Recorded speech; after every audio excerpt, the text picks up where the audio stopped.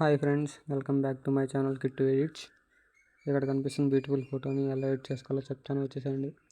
First PicsArt open చేసుకోండి. PicsArt open చేసుకుంటే interface అలా వస్తుంది. ఎడిట్ చే ఫోటోలోకి వెళ్ళండి. ఎడిట్ చే ఫోటోలోకి వెళ్ళిన తర్వాత అక్కడ మీ బ్యాక్గ్రౌండ్ని యాడ్ చేసుకోండి. మీకు ఎవరికైనా బ్యాక్గ్రౌండ్ కావాలంటే కామెంట్స్లో బ్యాక్గ్రౌండ్ అని కామెంట్ చేయండి, నేను మీకు డిఎం చేస్తాను. బ్యాక్గ్రౌండ్ యాడ్ చేసిన తర్వాత పక్కకి స్క్రోల్ చేసి యాడ్ ఫొటోస్లోకి వెళ్ళి మీ యొక్క 8 పిక్స్ని యాడ్ చేసుకోండి. యాడ్ చేసుకున్న తర్వాత పిక్స్ అన్నిటిని ఒక చోట పెట్టుకోండి.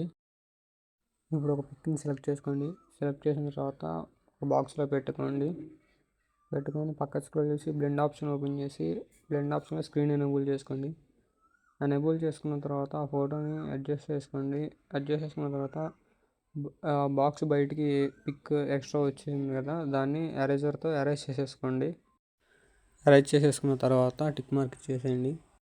నెక్స్ట్ ఇంకో పిక్ని సెలెక్ట్ చేసుకోండి. సేమ్ ఇందా పిక్ చేసినట్టే బ్లాక్ బాక్స్లో ప్లేస్ చేసుకోండి. ప్లేస్ చేసుకున్న తర్వాత బ్లెండ్ ఆప్షన్కి వెళ్ళి స్క్రీన్ ఎనేబుల్ చేసుకోండి. ఎక్స్ట్రా ఉన్న పిక్ని ఎరేజర్తో ఎరేజ్ చేసేసుకోండి.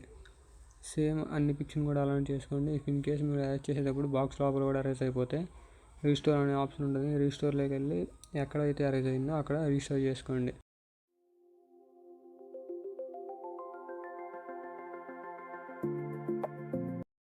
మీ పిక్స్ అన్నిటిని అడ్జస్ట్ చేసుకున్న తర్వాత యాడ్ ఫొటోస్లోకి వెళ్ళి మీరు ఇంకోటి లాంగ్ ఫోటోని యాడ్ చేసుకోండి. యాడ్ చేసుకున్న తర్వాత రిమూవ్ బీజీలోకి వెళ్ళి బ్యాక్గ్రౌండ్ దాన్ని రిమూవ్ చేసేసుకోండి. ఇఫ్ ఇన్ కేస్ మీ పిక్ అనేది ఫొటోస్కి ఆపోజిట్ డైరెక్షన్లో తిరుగుంటే flip and rotation option open చేసుకొని ఫ్లిప్ చేసుకోండి. నెక్స్ట్ మీ ఫోటో అనేదాన్ని అడ్జస్ట్ చేసుకోండి.